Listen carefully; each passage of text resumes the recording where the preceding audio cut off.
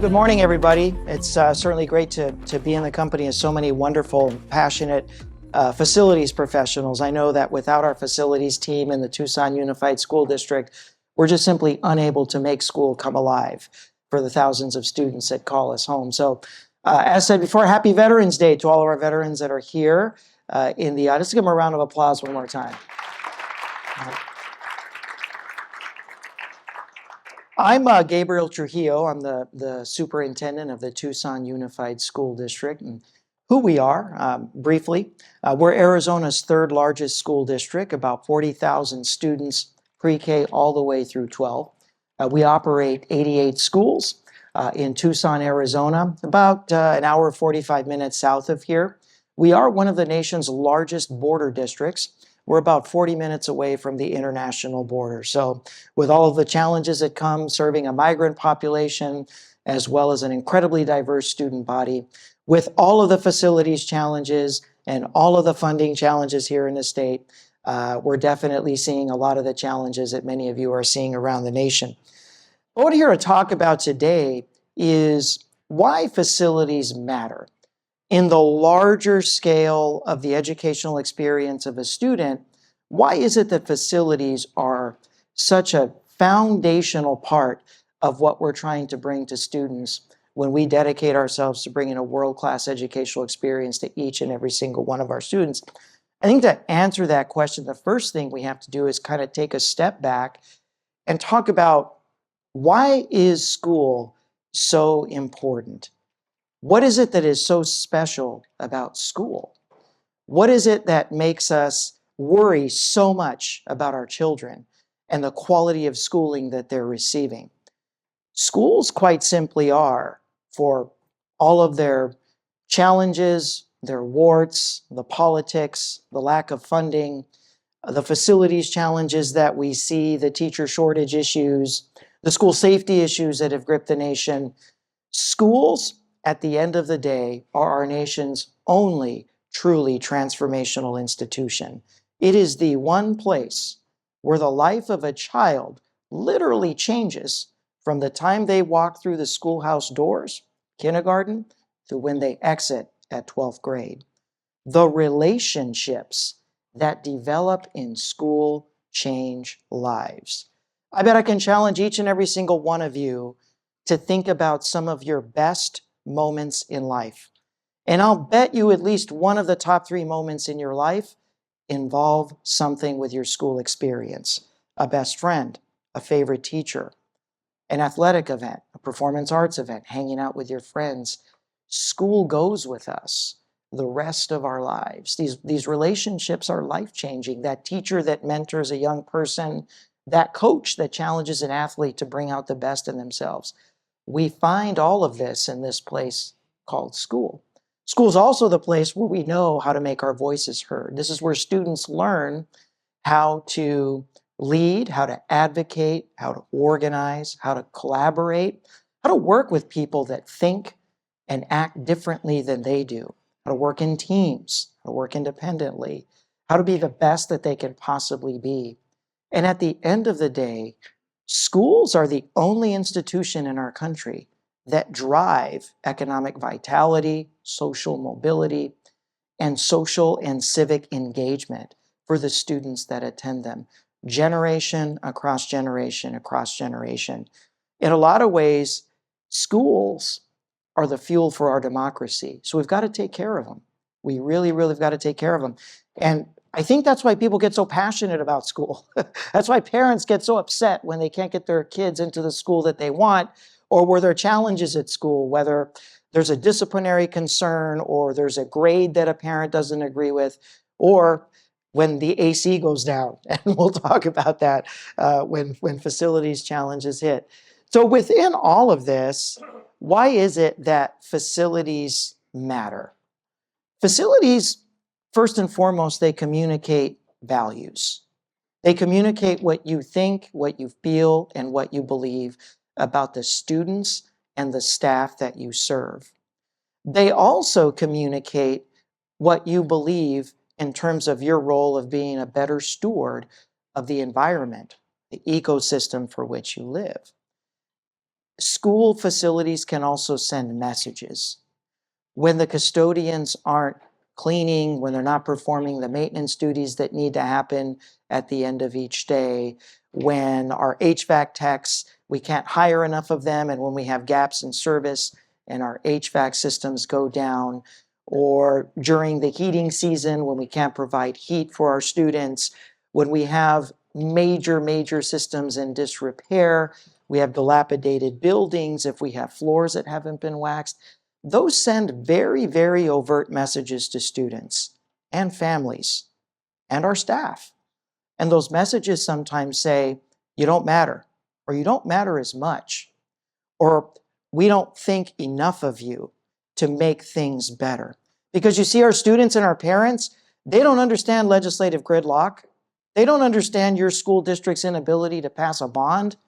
They don't understand the politics around private school vouchers and public school access. They don't understand any of that. A child only understands that his or her school doesn't look as nice as some of the schools on TV. Why? A parent doesn't understand. Why can't my kid's school have all the things that I see my boss's kids get in their school when I drive 45 minutes downtown and I see the schools uptown? Those messages are very powerful, and they resonate with our students and our parents. Facilities matter because it's about equitable resources. It's about providing equitable resources to each and every single student. Each and every single student deserves a high quality, modernized learning environment so that they can learn. This is a new generation of learner. This is a generation of learner that doesn't learn things the same way that we learned, doesn't process information the same way that we processed information. Number one, because what's changed between our generation and this generation of learners is back in our day, the sole purveyor of information was the teacher. The teachers who you looked for information. Now, kids, they have these. Okay, they're getting information from a variety of platforms and sources, and they have this intense need to share, to collaborate, to create, to be authors of their own content. They need the modernized facilities to be able to do that. And when we don't have those modernized facilities, we don't have the shared seating, we don't have the electrical capabilities to bring in high-speed internet, or the connectivity issues that plague a lot of our schools, we're now getting into issues of access. We also look at facilities sending messages to your teacher workforce. Teachers have the market cornered, not just in this state, but all over the nation, especially teachers in specialized areas like special education, reading specialists, early childhood ed, in the secondary world, math and science and chemistry. They have their pick. They can go pretty much anywhere. And when teachers are coming to work every single day in dilapidated facilities, or facilities that don't have basic heating and cooling, or don't have the basic security measures like fencing and adequate security for buildings, they're going to go elsewhere. And sometimes that's your top talent going elsewhere. And that's really what affects the young people and the children that we serve. So we have to work really hard at making sure that we're sending the right messages with our facilities. And what we try to do at the Tucson Unified School District is we couch all of this in a belief system, okay? It's not just making sure that we've got great heating and cooling. It's not just making sure that we have modernized learning environments, or that we have adequate security measures implemented throughout our system to keep our students and staff safe. We couch all of this in a belief system, a core value around sustainability, around doing things right while also doing the right thing. We believe that we are stewards of this beautiful desert ecosystem. We are protectors of the beautiful Sonoran Desert. We are committed to lessening our environmental footprint so that our students and generations to come can enjoy the beautiful desert Southwest that we offer in Tucson. That's a core value of ours, and it permeates throughout the organization, from the top levels of leadership down to our teachers, down to our students. We have one of the largest outdoor learning programs in the state of Arizona in Camp Cooper. We'll see that a little bit later on in the presentation. That just doesn't happen. We are the state's largest producer of solar energy for a pre-K college institution at 47% of all of our power generated by solar arrays. That just doesn't happen. These are commitments that we have made, not just to facilities mattering, but also through sustainability as a core value that we have. We pride ourselves on being leaders in environmental education for our students so that they become inspired to be the stewards, the next generation of stewards for this beautiful desert land that we all share here today. We support local food sources. We serve organic fruits and vegetables in our cafeterias. And as you'll see with our school garden program, it's our students that grow fruits and vegetables in the student gardens, and then we harvest them and then we serve them in the cafeteria throughout the district. So we really try to model these values throughout the organization. And it starts with solar. We're talking about a major commitment that we made almost 15 years ago to be the largest producer of solar energy for a K12 institution in the state of Arizona, and one of the largest in the nation. I think we're like 3 or 4, but we have 80 solar array systems at 76 of our schools, and they produce more than 45% of the district's total energy. We just recently passed a new sustainability policy, ECF, where we have set an ambitious goal of producing 75% of the district's energy through solar arrays within the next 10 years. So we look forward to inching more and more towards that 100% mark. Since we've installed the solar arrays, we've seen almost $12 million in savings that we've been able to reinvest in, guess what? Books, buses, buildings, uniforms for kids, instruments, sports equipment, lab fees, extracurricular fees, transportation fees, field trip fees. It's amazing what you can do when you can reinvest the millions and millions of dollars that you've been given away so freely to the utilities companies. So we're very proud of our solar initiative, and it has become a core value and a tradition at the Tucson Unified School District. We're proud of our school gardens. Right now, we have 75 school gardens operating in 88 campuses. Our school gardens, they are student-led, they are student-facilitated. Our teachers are basically just sponsors. Our teachers provide the supervision. But you can go on just about any one of our campuses and you can see our school gardens in action. You will see students engaged in the scientific method. You will see students measuring seeds, measuring water, making observations, forming hypotheses. It's a beautiful thing to see.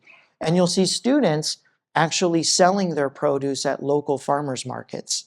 It is an absolutely amazing point of pride in our district that we have such a wonderful partnership with the University of Arizona, who provides a lot of undergraduate volunteers that come in and work with our students and teach them how to get the garden started. And then once those gardens start to flourish, we benefit from the delicious locally grown produce in our cafeterias and in farmers markets throughout the city. We have 2 agrovoltaic gardens, one at Monzo Elementary and one at Rincon. And agrovoltaic gardens use solar arrays to produce the heat necessary to grow the produce. And it's an absolutely wonderful thing to see, putting our arrays to use and then having gardens directly right under them is an entirely new way of growing food that we've discovered, and it's alive and well in our district. We've also committed to environmental learning. We have the largest outdoor classroom in the state of Arizona at Camp Cooper. Camp Cooper is a partnership that we have with the University of Arizona. It is a desert wildlife preserve. It's on the outskirts of Tucson, and we use it as an outdoor classroom. Students from across the district are able to come on either day or overnight field trips. They go on nature hikes, make observations, again, engage in the world around them to observe flora and fauna and wildlife, and to really establish a deep connection with the beautiful Sonoran Desert that we charge them with protecting. And we're so proud of the partnership that we have with the University of Arizona. It truly does allow our students to be inspired. It allows our students to be engaged and to actually want to get involved in the preservation of our desert preserve. We also use it for teacher professional development. So we have a lot of teachers that are very interested in environmental education, teachers that are new, that actually came out of teacher education programs, just started teaching general science and math, and all of a sudden they discover the Cooper Center, and now they want to go into environmental education. And we see a whole new group of teachers each and every single year engaging in this professional development. We're also one of the leaders in the state of Arizona in making the move to LED lighting and reducing our energy consumption. 90% of our district's interior and exterior lighting has been replaced by LED lighting. It's mercury-free, it's friendlier for the environment, it allows for easier disposal.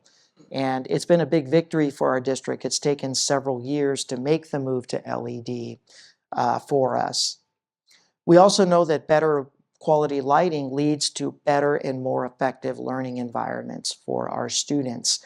We know that LED lighting also offers flexibility according to the event, according to the activity that's going on at the school. There's a lot more flexibility in the variations of lighting that we're able to offer. With water conservation, those of you who are not from Arizona know we live in one of North America's largest deserts. So water is a big priority for every single school district in the state of Arizona, more so for the Tucson Unified School District. So we take great efforts to really take advantage of the city's reclaimed water system. We've set an ambitious goal of having 50 schools connected to the city's reclaimed water system. Right now, we're at 35. So we're able to use the city's reclaimed water system to irrigate over 300 acres of fields, playing fields, and recreational areas throughout the district. We focus every time we build a new school, we focus on xeriscaping, making sure that we're using the natural environment, drought-resistant plants, plants that are native to the area. That certainly and dramatically reduces the cost of irrigation or the need to even provide irrigation. And that's definitely something that we prioritize every time we open up a new building or when we renovate. And what I'm most proud of and what really is going to transform the district going forward over the next 20 or 30 years is our recent victory in the 2023 bond campaign. $480 million bond package that is really going to transform the lives of students. It's going to allow us to push forward on a lot of the initiatives that I talked about here today, especially with solar and the electrification of one of the state's largest bus fleets. So we are ambitiously setting the goal of moving to 100% electric buses within the next 10 years, thanks to this bond effort. We're looking to fully electrify our buildings and to eliminate the usage of natural gas as a power source in all of our buildings, thanks to this bond. So we are very, very excited that our community bought in and buys into our mission and shares our core values and gave us this mandate to make sure that we are the absolute leader in sustainability efforts for K12 system in the state of Arizona. We're also attacking our HVAC issues through this bond. We're going to be replacing our older and our more power-hungry HVAC systems, leaner, more efficient systems that are going to allow us to further enjoy those energy savings so that we can reinvest. Thank you so much for your presentation. Let's hear it for Dr. Trujillo.